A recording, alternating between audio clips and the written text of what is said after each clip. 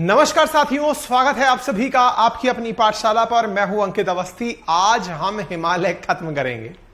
पूरी कोशिश की जाएगी कि आज आपको हिमालय का जो बचा हुआ पोर्शन है वो कवर करा दिया जाए। काफी लंबे दिनों से हिमालय की यात्रा चल रही है।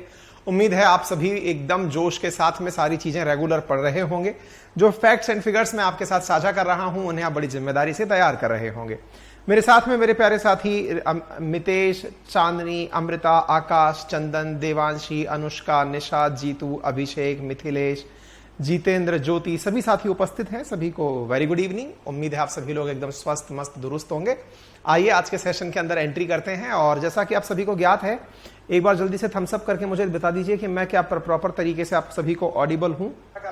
हाँ, मुझे मेरी बात सुनाई दे रही है तो इसका मतलब ऑडिबल है। विजिबल तो होंगे ही, तभी आप सेशन में मुझे दिखाई दे रहे हैं। चलिए शुरू करते हैं। जैसा कि आपको अभी तक ज्ञात है कि मैंने आपको आज तक के सेशन में जो जानकारियां दे दी हैं वो हिमालय के बारे में है। और हिमालय के बारे में जो बेसिक जानकारी मैं आपको अब तक दे चुका हूं उनमें यह था कि हमने हिमालय को मुख्यतः हिमालयी क्षेत्र को 3 भागों में शुरुआत में बांटा था, जिनमें सबसे पहले हमने ट्रांस हिमालय लिखा था। उसके बाद में फिर हमने मेन हिमालय, ग्रेट हिमालय जैसे आपने कहा था। और उसके बाद में फिर आपने पूर्वांचल की पहाड़ियां रखी थी। जो ग्रेट हिमालय है फिर उसको आपने मेन हिमालय, फिर लेसर हिमालय और उसके बाद में शिवालिक्स के अंदर बांटा था। हम लोग लेसर हिमालय और ग्रेटर हिमालय या फिर जो है उनको खत्म कर चुके हैं। ग्रेटर और लेसर खत्म हो चुके हैं। आज हम एंट्री कर रहे हैं शिवालिक की पहाड़ियों के ऊपर और इनके लोकल नाम को जानने का प्रयास करेंगे। और फिर इसके पूर्ण होने के पश्चात, शिवालिक पूर्ण होने के बाद में फिर हम पूर्वांचल की पहाड़ियां आपके साथ डिस्कस करेंगे। और फिर एक चीज जो और बची रह जाएगी वो होगी आपके साथ में हिमालय का क्षेत्रीय विभाजन। क्षेत्रीय विभाजन का अर्थ है कि देश के अंदर मैप के आधार पर उसे किन किन भागों में बांटा जा सकता है। तो हम फिर उनका विभाजन कि कहां पर कश्मीर हिमालय है, कहां पर उत्तराखंड हिमालय है, इस प्रकार से जो विभाजन है वो आपसे डिस्कस किया जाएगा। ठीक है ना। तो आज के सेशन में हम आपके सामने जो फैक्ट्स साझा करेंगे वो आपको जिम्मेदारी से याद करने हैं। फिलहाल के लिए शुरू करते हैं। जैसा कि आप सभी को ज्ञात है, जब हम ग्रेटर हिमालय, लेसर हिमालय यानी कि जब मेन हिमालय की बात करते हैं, तो द ट्रांस हिमालय, एक था मेन हिमालय। मेन हिमालय में हमने बात की थी ग्रेट हिमालय की, लेसर हिमालय की और शिवालिक की। और हमने ये जाना था कि औसत ऊंचाइयों के आधार पर, हमको ये मालूम है ना कि भारत का जब हम मैप देखते हैं तो भारत के मैप में हम जब जिस दिशा की बात करते हैं उसमें ऊपर की तरफ नॉर्थ है, नीचे की तरफ साउथ है ना। तो नॉर्थ और साउथ की जब हम बात करते हैं तो नॉर्थन साइड से साउथ की तरफ बढ़ते समय ऊपर की तरफ मेन, फिर लेसर और फिर शिवालिक दिखाई पड़ता है। इस प्रकार से हमने हिमालय को देखा है। इनमें मुख्य विशेषता यह है कि जो मेन हिमालय है वो उसकी औसत ऊंचाई 4600 मीटर से अधिक है। और जहां पर बात की जाए लेसर हिमालय की यानी कि लघु हिमालय की या मध्य हिमालय की, उसकी औसत ऊंचाई 3600 से लेकर 4600 मीटर के बीच में है। और जहां बात हो शिवालिक की, तो शिवालिक की जो औसत ऊंचाई है वो 900 से लेकर 1500 मीटर के आसपास है। ठीक है। अच्छा, इन तीनों में यानी कि यहां पर अगर हमने बात की थी ग्रेट हिमालय की, उसके बाद लेसर हिमालय की और फिर शिवालिक की, शिवालिक ऊंचाई में सबसे कम है। सबसे कम ऊंचाई में शिवालिक श्रेणियां हैं। यह जानकारी आपके सामने है। ठीक है। तो यहां तक सारी बातें आपको समझ में आ गई। अब हम आपके सामने इन शिवालिक को एक बार मैप पर दिखाने का प्रयास कर रहे हैं ताकि आप अपने दिमाग में इसे बिठा सकें कि राज्यों के आधार पर शिवालिक श्रेणियां कहां कहां पर हैं। देखिए, अगर आप ध्यान से देखें तो जम्मू कश्मीर के मैप में जब आप जम्मू कश्मीर मेन लैंड में होते हैं तब आपको वहां पर मुख्य हिमालय, ट्रांस हिमालय, काराकोरम की जो रेंजेस हैं वो दिखाई पड़ती हैं। मध्य हिमालय ये दिखाई पड़ता है, पीर पंजाल की श्रेणियां दिखाई पड़ती हैं। लेकिन जम्मू कश्मीर जहां से शुरू होता है, यानी एक प्रकार से पंजाब से अड़ा हुआ जो जम्मू कश्मीर का क्षेत्र है, यदि कभी आप वैष्णो देवी, माता वैष्णो देवी के दर्शन के लिए जाएं तो जिस क्षेत्र के माध्यम से होकर आप एंट्री करते हैं, जो पहाड़ियां आपको सबसे पहले दिखाई पड़ती हैं, जो कम ऊंचाई की पहाड़ियां आपको दिखाई पड़ती हैं, वो शिवालिक श्रेणियां हैं।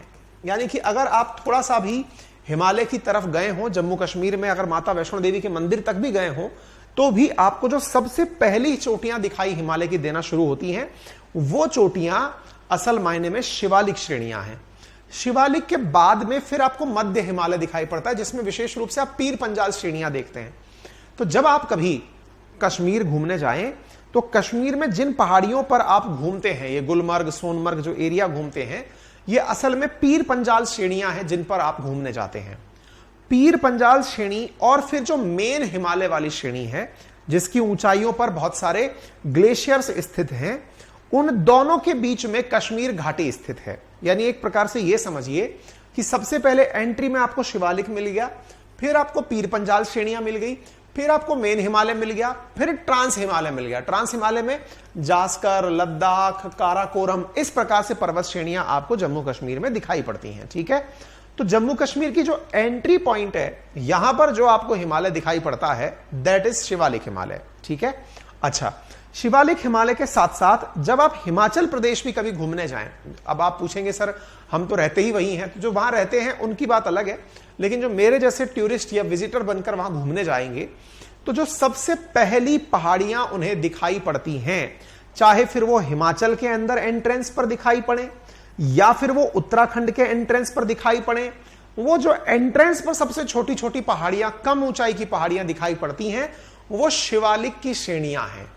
ठीक है, जब आप उत्तराखंड में जा रहे होते हैं तो यहां पर जो पहाड़ियां आपको दिखाई देती हैं वो दुधवा की पहाड़ियां हैं। दुधवा उत्तराखंड में, असल में पहले उत्तराखंड यूपी का हिस्सा हुआ करता था, तो यहां पर दुधवा नेशनल पार्क भी है। अगर आपने कभी मतलब अच्छे से इसको गहराई से समझा हो, यहां पर हाथी वगैरह मिलते हैं, एंट्रेंस पे ही है। उत्तराखंड में अगर बहुत नजदीकी क्षेत्र में अगर आपको जाना हो, उत्तराखंड में नैनीताल अगर आप जाएं, तो नैनीताल से सबसे पहले जो श्रेणियां शुरू होती है ना, वो सब शिवालिक की श्रेणियां हैं जो आपको विजिबल होती हैं। ठीक है, उम्मीद है आप लोगों को यह बात समझ में आ रही हो।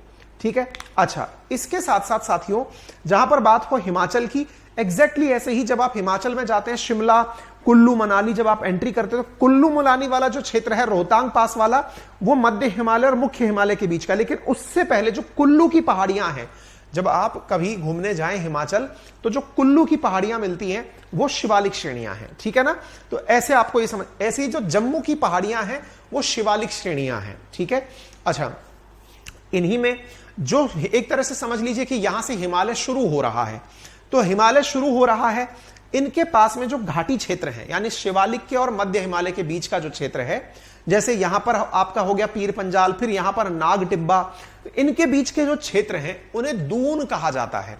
तो यहां पर जो आप शब्द सुनते हैं ना, मतलब हिमाचल के अंदर ही, सॉरी, उत्तराखंड में जाकर के एक शब्द सुनते हैं, दैट इज देहरादून। तो देहरादून असल में शिवालिक और मध्य हिमालय के बीच में स्थित जगह है। ठीक है, ऐसे ही उत्तराखंड में आप जगह सुनते हैं हरिद्वार। तो जो द्वार शब्द है, द्वार, वो शब्द इसी शब्द के लिए है, शिवालिक को मध्य हिमालय से जोड़ने वाले क्षेत्र के लिए है। ठीक है ना, तो ये जो शब्द है इसको आप इस तरह से यूज कर, तो दून हुआ घाटी के लिए, द्वार हुआ घाटी के लिए यूज किया गया शब्द है। तो आप इन्हें अगर पैरेलली साथ साथ रिकॉग्नाइज करते चलेंगे तो काफी आसानी आपके लिए रहेगी। ठीक है, अच्छा, तो आपको ये बात थोड़ा सा मैं आपको यहां पर रीड करा देता हूं। तो सबसे पहले हिमालय का सबसे नवीनतम श्रेणी है, यानी कि हिमालय के अंदर जो श्रेणी बनी हुई है उनमें सबसे ऊपर ट्रांस हिमालय हो गया, फिर मेन हिमालय, फिर मध्य, मतलब ग्रेट हिमालय के साथ साथ मध्य हिमालय, और फिर शिवालिक। शिवालिक सबसे लेटेस्ट बनी हुई श्रेणी है। इसकी औसत ऊंचाई 500 से 1500 मीटर है, ये मैं बता चुका हूं। शिवालिक श्रेणी में जम्मू की पहाड़ियां, उत्तराखंड में दुधवा की पहाड़ियां, धांग, नेपाल में चूड़िया घाट की पहाड़ियां, और अरुणाचल के अंदर दाफला, मिरी, अबोर, मिश्मी, ये 4 पहाड़ियां। जब हम अभी यहां पे नॉर्थ ईस्ट की पहाड़ियां याद करेंगे आज के सेशन में, तब दाफला, मिरी, अबोर, मिश्मी करके जो पहाड़ियां हैं यहीं पर याद हो जाएंगी, डरने की आवश्यकता नहीं है, इन्हें हम वहीं पर आपके साथ में साझा करेंगे। शिवालिक और मध्य हिमालय या फिर लघु हिमालय जिसे कहा जाता है, उसके बीच की घाटियों को अलग अलग क्षेत्रों के नाम से जाना जाता है, जैसे देहरादून, कोटली दून, पाटली दून, इस तरह से। और पूर्वी हिमालय की तरफ उन्हें द्वार कहा जाता है, जैसे निहांग द्वार, हरिद्वार आदि के रूप में जाना जाता है, और घाटियों के अंदर चावल की पैदावार होती है। ठीक है, तो जो शब्द द्वार या दून है वो घाटी के लिए इस्तेमाल किया गया शब्द है। क्लियर हो गया? यहां तक उम्मीद है आप सभी साथियों को यह बात अच्छे से समझ में आ रही हो। हिमाचल प्रदेश और पंजाब में शिवालिक पर्वतीय क्षेत्र में मानसून के दौरान अस्थायी धाराओं का निर्माण होता है, जिन्हें चोस कहा जाता है। अस्थायी धारा का मतलब क्या होता है? असल में होता क्या है कि इसको ऐसे समझिए, अगर मान लीजिए कि मैं आपको कहूं कि ये एक पर्वत बना हुआ है, पर्वत के साथ क्या होता है ना, पानी बहकर के जब जमीन पर आता है, जब पानी बहकर जमीन पर आता है तो पानी के आने से आपने अगर किसी पर्वतीय क्षेत्र को देखा हो तो पर्वतीय क्षेत्र में पानी की छोटी छोटी धाराएं पहाड़ों पर पड़ जाती हैं। हमारे क्षेत्र में उसको आम बोलचाल के अंदर खौड़ कहा जाता है, इनके क्षेत्रों में उसे चोस कहा जाता है। अच्छा, ये पानी आता तो है लेकिन ये पत्थरों के नीचे से बहता हुआ आता है और इस तराई रीजन में तो दिखाई भी नहीं पड़ता, जो लैंड फॉर्म है वहां दिखाई भी नहीं पड़ता। उन बने हुए पानी के अस्थायी धोरों को चोस शब्द कहा गया है। आप अपने क्षेत्रों में उसे क्या कहते हैं ये बता सकते हैं, ठीक है। उम्मीद है इस बात को आप तथ्यात्मक रूप से जानकारी के रूप में जान लें। अच्छा, शिवालिक पर्वत और उत्तरी मैदान के क्षेत्र में मेन फ्रंटल भ्रष्ट स्थित है, या इसको मेन फ्रंटल फॉल्ट नाम दिया गया है। अब ये क्या है, आपको याद होगा मैंने 3 पहाड़ियां आपको बताई थी, 1 2 3। शिवालिक, शिवालिक के बाद में मध्य या लघु, और ये जो मेन या ग्रेट जिसको आपने कहा था वो। कहा क्या जा रहा है, शिवालिक पर्वत और उत्तरी मैदानी क्षेत्र के बीच में ये रहा मैदानी क्षेत्र जिसको हमने गंगा यमुना का मैदान कहा है। तो गंगा यमुना का मैदान और शिवालिक के बीच में जो फॉल्ट बना हुआ है, बोले फॉल्ट क्यों बना हुआ है, फॉल्ट होता क्या है, वो जो खाई सदृश संरचना है या वो जो गड्ढे जैसी संरचना है उसे नाम दिया गया है फॉल्ट का। तो वो जो फॉल्ट है ना, उस फॉल्ट का नाम क्या दिया गया है, मेन फ्रंटल फ्रस्ट। आप कहेंगे सर हमें तो खाई दिखाई ही नहीं पड़ती है, दिखाई नहीं भी पड़ती है, तो ये समझ लीजिए जब हिमालय का निर्माण हो रहा था तो जो तुलनात्मक रूप से प्लेनर जगह रह गई हैं वो फॉल्ट के रूप में जानी जा रही हैं। ये माना जा रहा है कि बाकी तो ऊंचे उठ गए, जो कॉमन क्षेत्र रह गए, जो ये दर्शाते हैं कि एक बार पर्वत बना, फिर कुछ समय तक पर्वत निर्माण रुका होगा, फिर पर्वत बना, फिर कुछ समय तक के लिए निर्माण रुका होगा, ये चीजें हैं। सर आप एक बात बताइए, क्या वाकई में हिमालय ऐसे ही बना था क्या जैसे आप बता रहे थे, 2 प्लेट आई आपस में जुड़ गई और बन गया? हमने कहा हाँ, प्रमाण तो इसके मिलते हैं। बोले कैसे मिलते हैं? मैंने कहा जो हिमालय है वो इटसेल्फ सिस्मिक जोन 5 में आता है। मतलब क्या है, मतलब यहां पर भूकंप की सर्वाधिक संभावनाएं पाई जाती हैं। उदाहरण के लिए आपको याद होगा नेपाल में आया हुआ भूकंप जिसने बहुत बड़ी त्रासदी मचाई थी। क्यों आई थी? क्योंकि असल में हिमालय आज भी अपने आप को एडजस्ट करता है। तो क्या हम ये मान लें सर कि भविष्य में भी हिमालय में भूकंप आएगा? निश्चित ही आएगा, और उससे भी भीषण भूकंप आएगा। किससे भीषण भूकंप आएगा? जो नेपाल में आया था उससे भी भीषण भूकंप आएगा। हो सकता है इस बार उस भूकंप का केंद्र इंडिया में हो सकता है उसका केंद्र भूटान में हो अथवा नेपाल में हो। अर्थात हिमालय के अंदर लगातार इस प्रकार से एक दूसरे की तरफ प्लेटों का सरकना अभी भी जारी है, और यही कारण है कि यहां पर भूकंप की सर्वाधिक संभावनाएं पाई जाती हैं। ठीक है, तो यहां तक बात समझ में आ जानी चाहिए। क्लियर हो गया? चलिए आगे बढ़ते हैं। ये मैंने आपको तीनों भाग प्रॉपर तरीके से समझा दिए, नॉर्थ ईस्टर्न साइड में आपको प्रॉपर तरीके से समझा दिया। शिवालिक की कहानी खत्म हो गई। उम्मीद है आप सभी साथी इसे नोट्स में से देख करके प्रॉपर तथ्यात्मक तरीके से याद भी कर लेंगे। अब बढ़ते हैं हम पूर्वांचल की पहाड़ियों की तरफ। सर ये पूर्वांचल की पहाड़ियां क्या हैं?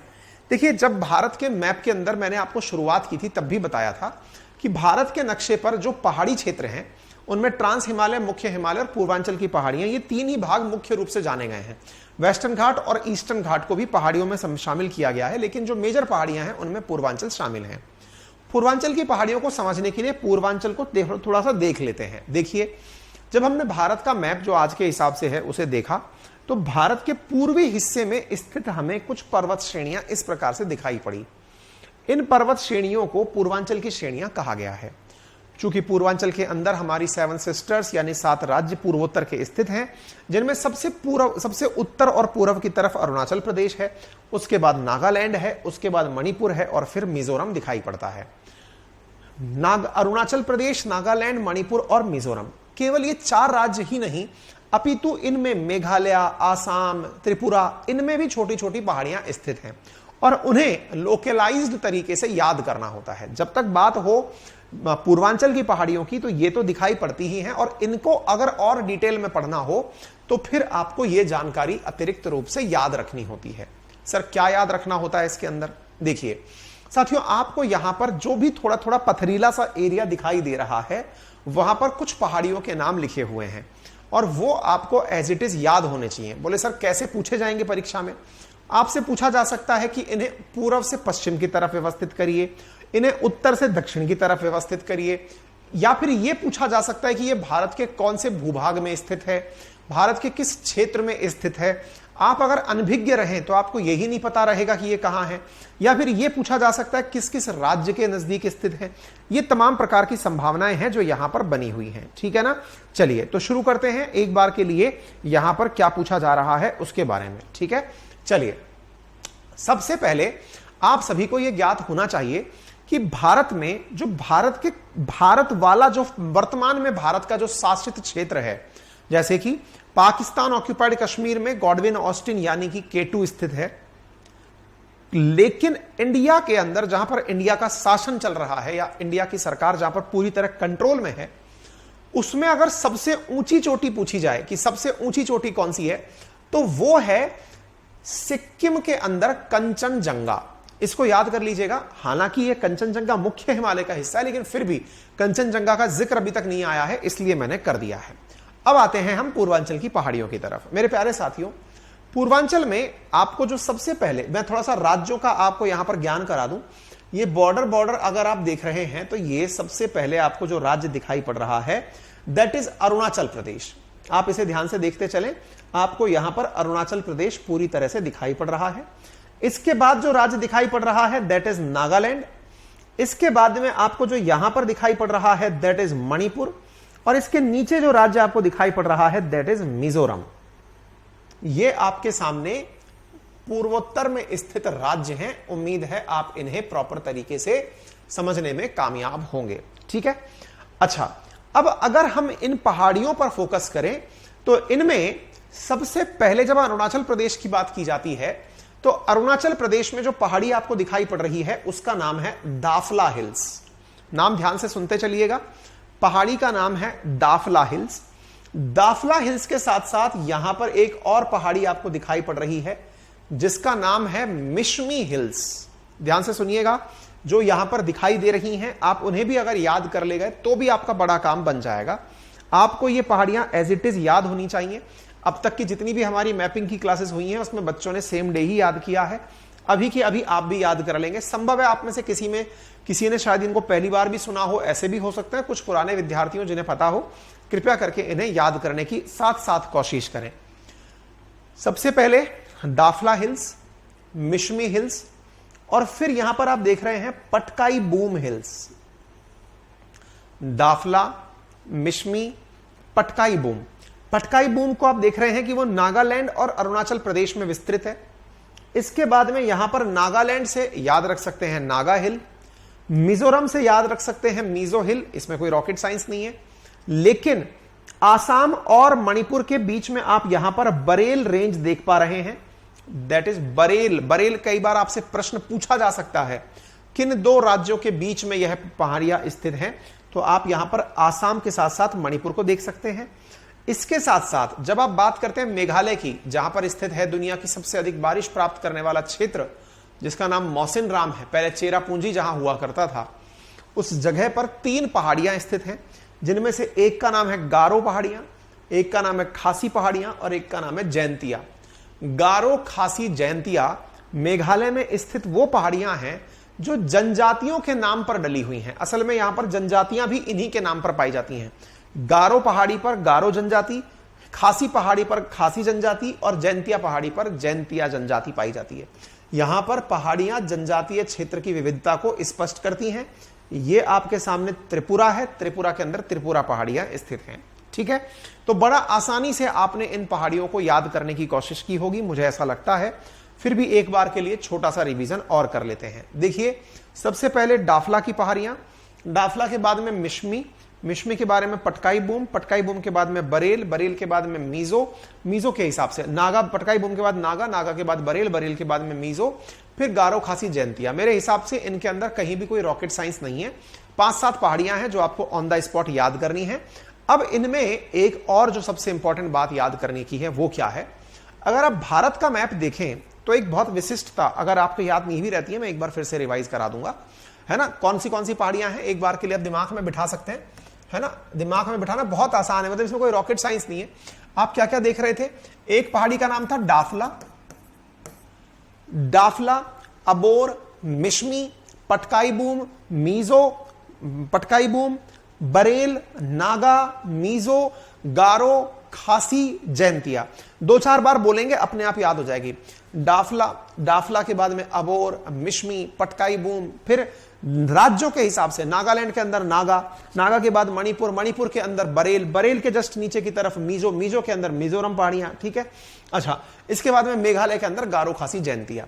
5-7 बार बोलेंगे अपने आप आपके दिमाग में रहने लगेगा। ठीक है, चलिए अब मैं आपसे क्या बोल रहा हूं, ये वाला जो क्षेत्र आपको पूर्वांचल वाला क्षेत्र दिखाई दे रहा है, अगर आप इंडिया का मैप थोड़ा गंभीरता से देखें तो आपको एक बात समझ में आती है। मैं एक कोई भारत का मैप अलग से लेने की कोशिश करता हूं जिसमें इंडिया प्रॉपर तरीके से विजिबल हो हिमालय के अलावा।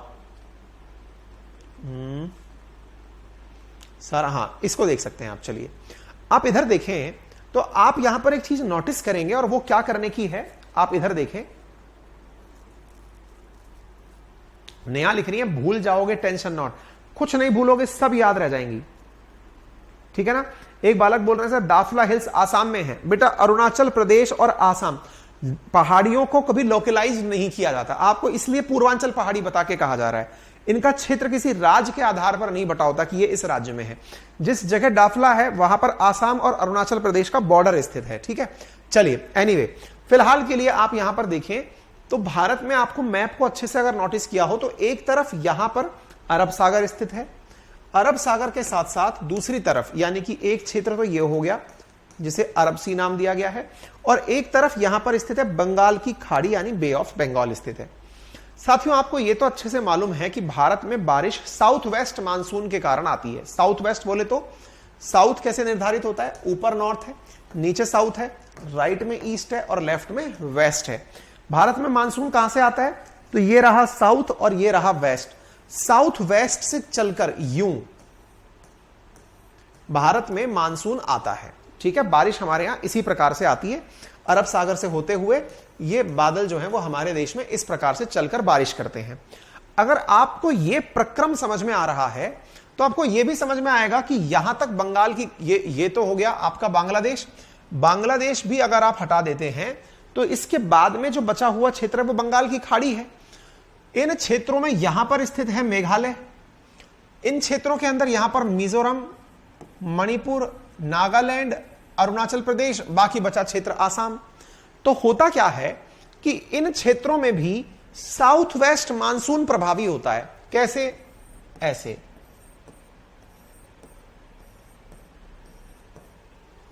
उम्मीद है आप इस बात को समझ पाए। दिशा को अगर आप ध्यान से देखें तो बंगाल की खाड़ी के तर्ज पर ही यहां से उठता हुआ मानसून साउथ और वेस्ट से उठा हुआ मानसून इस तरफ जाने का प्रयास करता है, ठीक है। तो आप लोगों ने अभी तक क्या देखा था कि भारत में बारिश का जो सबसे बड़ा मतलब सबसे ज्यादा बारिश देखी जाती है वो कहां देखी जाती है, वेस्टर्न घाट पे। वेस्टर्न घाट पे क्यों देखी जाती है कि जो साउथ वेस्ट मानसून आ रहा है वो वेस्टर्न घाट पहाड़ियों से टकराकर यहां पर बड़ी मात्रा में बारिश कर देता है, यहां पर बड़ी मात्रा में बारिश हो जाती है। जिन क्षेत्रों में यहां पर विंध्या और सतपुड़ा है, जिन क्षेत्रों में बारिश नहीं हो रही है उनके ऊपर से निकल करके ये मानसून ऊपर की ऊपर हिमालय पर जाकर के यहां बारिश कर देता है, यहां पर बारिश हो जाती है हिमालय के ऊपर। अच्छा, वहीं दूसरी ओर अगर हम बात करें इस क्षेत्र से निकलकर गई हुई बारिश की, तो यहां से उठा हुआ पानी पूर्वांचल की पहाड़ियों पर जाकर के टकराता है। पूर्वांचल की पहाड़ियों पर टकराता है तो वहां बारिश करता है। बारिश के साथ साथ जब वो मणिपुर की गारो खासी जैंतिया पहाड़ियों से गुजर रहा होता है तो इन पहाड़ियों पर टकरा करके भी बारिश करता है। सबसे पहली पहाड़ी बांग्लादेश के बाद में गारो खासी जैंतिया में ही दिखाई पड़ती है। यहां पर ही गारो खासी जैंतिया में जिस प्रकार से यहां पर वेस्टर्न घाट से टकराकर बारिश होती है, ऐसे ही यहां पर भी जाकर के पहाड़ियों से टकराकर पहली बारिश होती है। इन पहाड़ियों को अगर देखा जाए तो ये पहाड़ियां इस प्रकार से हैं कि मतलब ये पहाड़ी हो गई, फिर इधर पहाड़ी हो गई, फिर इधर पहाड़ी हो गई, एक फनल के समान आकृति बन जाती है। कैसी? फनल के समान संरचना बन जाती है, कीप जैसी संरचना बन जाती है, फनल के आकार की संरचना बनती है। उस फनल जैसी संरचना में ये गया हुआ मानसून अपने द्वारा वैक्यूम समझता है और यहां पर जबरदस्त तरीके से बारिश करता है।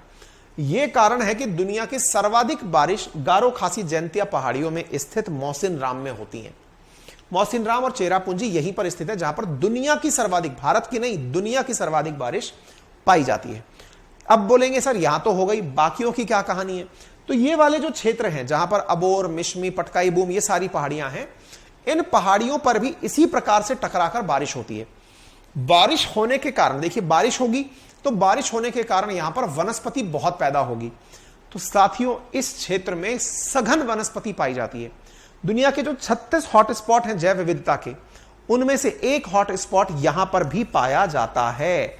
जैव विविधता का जो वेस्टर्न घाट में जैसे जैव विविधता क्षेत्र पाया गया है, ऐसे ही बायोडायवर्सिटी के लिए एक हॉट स्पॉट पूर्वांचल के अंदर, नॉर्थ ईस्ट भारत के अंदर भी पाया जाता है। क्लियर हो गया? क्योंकि यहां सघन वन पाए जाते हैं। अगर आपको याद हो, कुछ दिनों पूर्व हमने कुछ घटनाएं ऐसी सुनी थी कि यहां पर कई बार जाते हुए कुछ पायलट्स या फिर कुछ फ्लाइट्स हमारी क्रैश हो गई।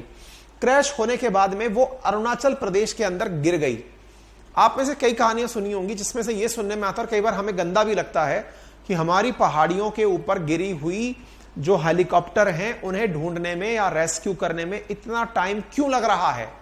कई बार 2-2, 3-3 दिन लग जाते हैं हमें अपने हेलीकॉप्टर वगैरह ढूंढने में। जो दुर्घटनाग्रस्त हो गए वही नहीं दिखाई पड़ते। कारण यहां पर सघन फॉरेस्ट है। इतना सघन फॉरेस्ट है कि जमीन दिखाई नहीं पड़ती। आसमान से अगर जमीन की तरफ देखोगे तो आपको जमीन दिखाई नहीं पड़ेगी, इतना डेंस फॉरेस्ट है। डेंस फॉरेस्ट क्यों बना? बारिश की उपलब्धता के कारण बना। इसी कारण से यहां पर बड़ी मात्रा में लोकल इंसर्जेंसी पाई जाती है। यहां पर जो भी आतंक की घटनाएं या फिर आप आतंकियों को सुनते हैं, उसके पीछे का बड़ा कारण क्या है? आसानी से छुपने योग्य हो जाती हैं। अगर आपको याद हो, मैंने आपको कुछ दिनों पूर्व अभी नक्सलवाद के ऊपर एक इवेंट लिया था अपनी पाठशाला पर, यदि याद हो तो उसमें मैंने बताया था कि क्या कारण है। अपने अभी सीआरपीएफ के जवानों के ऊपर अंकित इंस्पायर इंडिया पर लिया था। मैंने बताया था कि उनके ऊपर हमले हुए थे, लेकिन उस हमले की खास वजह थी। खास वजह क्या थी? फरवरी माह से लेकर के जून के मध्य तक ही सीआरपीएफ द्वारा विशेष अभियान चलाए जाते हैं नक्सलवादियों को मिटाने के। कारण इसी समय पर पत्तियां सबसे कम घनी होती हैं, बारिश ना होने के कारण जंगल कम डेंस होते हैं। इस कारण से ढूंढना और पकड़ना आसान होता है। कुछ याद होगा, इस तरह की घटनाएं मैंने आप लोगों को पढ़ाई थी। उम्मीद है आपको कुछ याद आ रहा हो।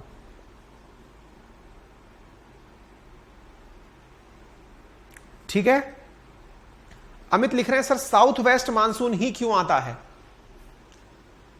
चलिए मानसून पढ़ाएंगे फिर आपको, फिर बताएंगे। ठीक है। हालांकि मैंने इस चीज को पहले भी जो वर्ल्ड ज्योग्राफी पढ़ाई थी तब भी बताई थी, लेकिन इंडिया का बारिश पैटर्न भी समझाएंगे आपको। क्लियर? मानसून इस साइड से क्यों आता है? अमित कुमार, मैं आपका क्वेश्चन देख लिया। हालांकि आप पुराना वीडियो नहीं देख पाए हैं, इसलिए आपको ये दिक्कत हो रही है। अगर आप पुरानी क्लासेस देखेंगे, अगर मैं इसको बताने निकल गया तो मतलब आंसर तो मेरे पास है, पर मुसीबत यह है कि बताने निकल गया तो फिर दिक्कत होगी। सिर्फ एक लाइन में आंसर ये है, आईटीसी जेड जो है वो यहां पर शिफ्ट हो जाता है। आईटीसी जेड के शिफ्ट होने के बाद में लो दाब का क्षेत्र बनता है, जिसकी वजह से हवाएं उसको पूरा करने के लिए ऊपर तक चली आती हैं। ठीक है। उसके साथ साथ भारत में मानसून का प्रक्रम जो है उसको समझने के लिए मैं आपको अलग से एक क्लास में भारत का मानसून भी समझाऊंगा। क्लियर?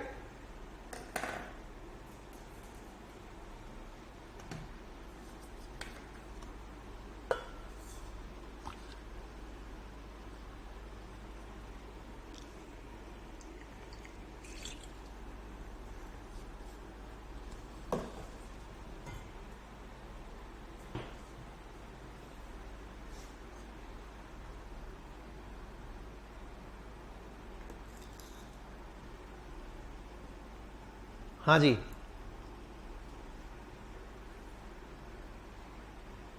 वीडियो रुक रही है। दीप्ति लिख रही है वीडियो रुक रही है।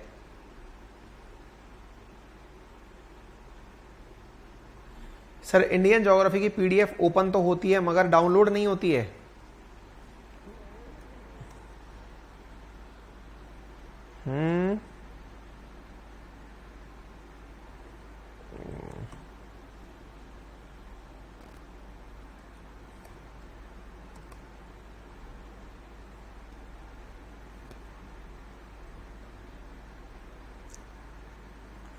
रुकिए जरा।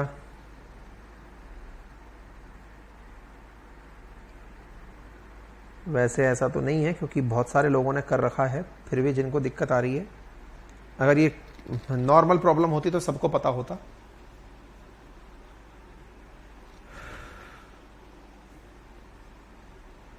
एक बालक लिख रहे हैं कि सर रुक रुक कर आ रही है। मैं एक बार पोल करा के पूछ लूं।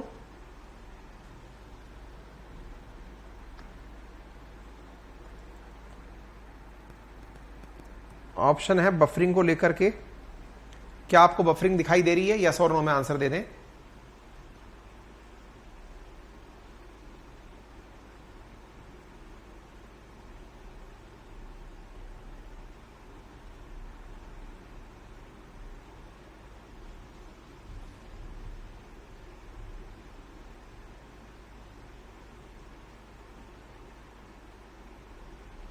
केबी इंस्टीट्यूट लिख रहे हैं सर ये क्लास यूपीएससी प्री बेसिक के लिए पर्याप्त होगी क्या? प्री बेसिक छोड़िए, ये यूपीएससी के प्रीलिम्स के लिए भी पर्याप्त है। ठीक है, ज्योग्राफी जो मैं पढ़ा रहा हूं ना असल में ये पूरी यूपीएससी की ही पढ़ा रहा हूं, आपको लोड मत लीजिए। लेकिन मैं फिर भी बच्चों से मना ये करता हूं कि नहीं मैं यूपीएससी का कोर्स नहीं पढ़ा रहा हूं, ताकि वो ओवर डिपेंडेंसी ना दिखा दें कि नहीं साहब अब तो हमारा पार यहीं से पड़ेगा, वो वाली बात ना हो जाए। ठीक है, यूपीएससी के लिए ज्योग्राफी जो पढ़ाई जा रही है ना, ये पूरी यूपीएससी फाउंडेशन की ज्योग्राफी पढ़ा रहा हूं मैं आपको, इससे सारा की सारा वो काम निकल जाएगा, क्योंकि एनसीईआरटी ही पूछी जाती है यूपीएससी के प्रीलिम्स में। मैंने पूरा की पूरा ये कंटेंट जो आपके साथ साझा किया ये पूरा एनसीईआरटी का कंटेंट है। ठीक है, हालांकि एनसीईआरटी 11th 12th की भी शामिल है, इसलिए बहुत सारे लोग उसको एनसीईआरटी में नहीं पढ़ पाते।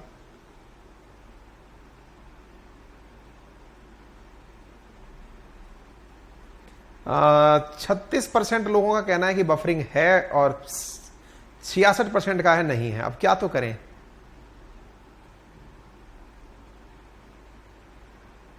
सब सही चल रहा है, मैक्सिमम लोग 71% का कहना है कि कोई बफरिंग नहीं है। ठीक है, तो जिनको दिक्कत आ रही है भाई पता नहीं दिक्कत भी कैसे ढूंढ ढूंढ करके किन्हीं लोगों तक पहुंच रही है, ये भी मुझे नहीं पता है।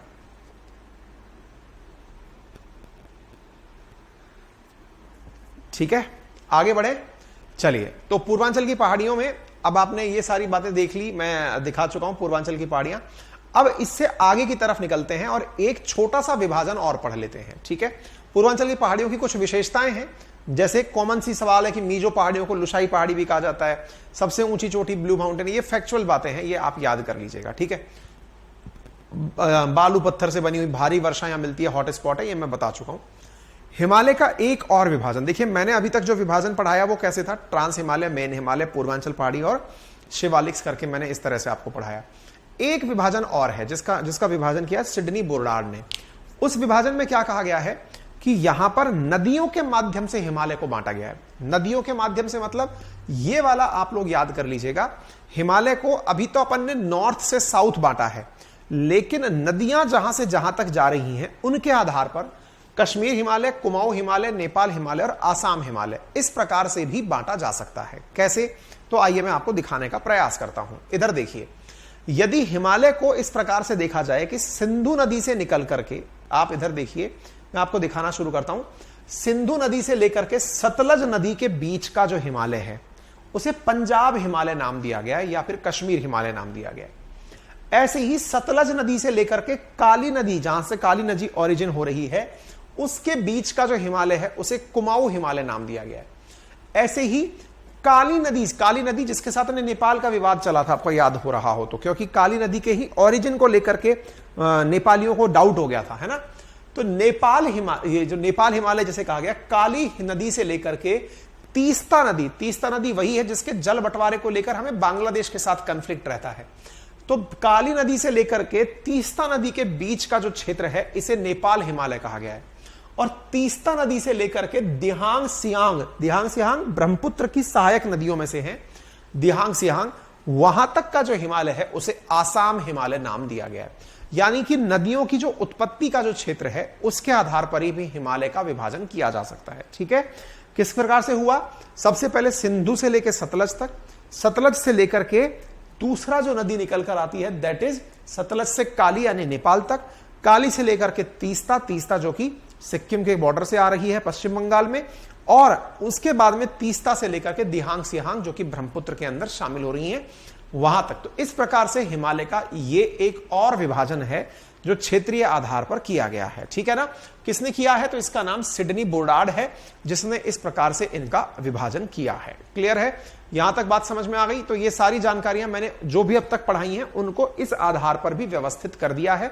आप अपनी सहूलियत के आधार पर इन्हें एक बार रीड कर लीजिएगा। जो जानकारियां मैंने आपको नॉर्थ से साउथ पढ़ाई हैं उन्हें इन पर्टिकुलर क्षेत्रों में डाल करके भी विभक्त कर दिया है, बाकी इसके अलावा कुछ नहीं है। ठीक है, चलिए इसके साथ साथ साथियों कुछ फैक्चुअल डेटा जानकारी है। Top 10 peak of the world कौन कौन सी हैं? जैसे एवरेस्ट है, K2 है, कंचनजंगा है, लोत्से है, मकालू है, ये 10 पहाड़ियां हैं, ये आपको याद रखनी है। इनमें से 10 की 10 जो पहाड़ियां हैं ये हिमालय से बिलोंग करती हैं, हिमालयन रेंज से हैं। ये K2 जो है वो ट्रांस हिमालय से है, बाकी अधिकांश हिमालय से है। क्लियर? तो ये तो हो गया top 10 peak of the world, पूरी की पूरी हिमालय से बिलोंग करती हैं। और जो 5 highest mountain peak in India अगर हम बात करें तो उनमें, क्योंकि जो माउंट एवरेस्ट है वो जो नेपाल में है, इंडिया में जिन्हें काउंट किया जाता है उसमें K2, कंचनजंगा, नंदा देवी, कामेत और साल्टोरो कांगरी, ये इंडिया की टॉप 5 पीक्स हैं जिन्हें आप लोगों को याद रखना चाहिए। ठीक है साहब? तो हिमालय के संबंध में अगर अब आपके पास कोई सवाल हो तो हमसे पूछ सकते हैं। यहां से आगे अब हिमालय के आगे एंट्री करेंगे, मैदानों में, नदियों में, पठारों में, उनमें एंट्री करेंगे, जो कि आपको अगले लेक्चर में मिलेगा। अभी के लिए आपको यहां तक पढ़ाए गए किसी भी कंटेंट पर कोई डाउट हो तो पूछ सकता है।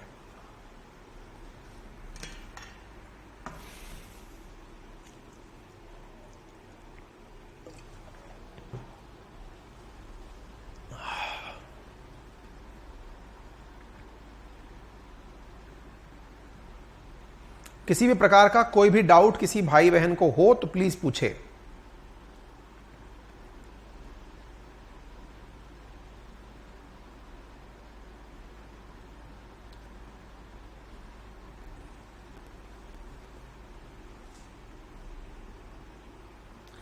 श्वेता भारती, सुन लो मेरी सर, उत्तराखंड में दीवार पर दरार आई है, कारण यही है। हां, दीवार पर दरार आई है वो लैंडस्लाइड है। अनमोल लिख रहे हैं सर सब चीजें आप एक बार बोल दें हमें याद हो जाता है। बेटा सब बोल चुके हैं। हाँ, एक बालक लिख रही है, राधा लिख रही है, आपके बाल काले क्यों हैं सर जी? मतलब मुझे तो ये समझ में नहीं आ रहा है कि प्रश्न पूछने के नाम पर ये लोग जो बातें कर रहे हैं, एक दीवार पर दरार देख रहा है, एक मेरे बाल काले देख रहा है, हैं? देवांशी लिख रही है sir can you please explain antecedent reverse. बेटा रिवर्स जब पढ़ाएंगे तो एंटीसीडेंट्स भी पढ़ाएंगे आपको, ठीक है ना? वो इसका पार्ट नहीं है। अभी मैंने जो पढ़ाया उसमें अगर कोई भी डाउट है आपको तो प्लीज पूछें।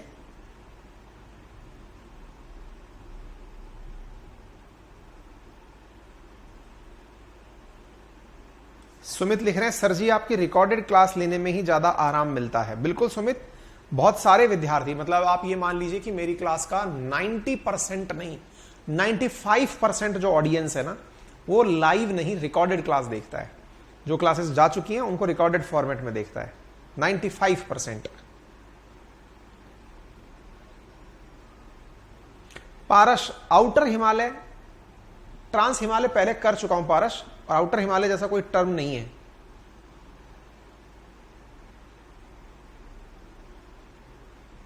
सोहम लिख रहे हैं सर एक बार पूरे क्लास में क्या पढ़ाया वो रिवाइज कर दीजिए। सॉरी, नहीं हो पाएगा, शायद 10 दिन से पढ़ा रहा हूं, नहीं हो पाएगा। नेहा लिख रही है सर आप उत्तराखंड गए हैं। मैं उत्तराखंड गया हूं, हिमाचल गया हूं, जम्मू कश्मीर गया हूं। मैंने इस तरफ वाला तो सारा कंप्लीट किया हुआ है, सिक्किम वाली साइड बची हुई है, बाकी आसाम वगैरह भी गया हूं मैं, सिक्किम बचा हुआ है।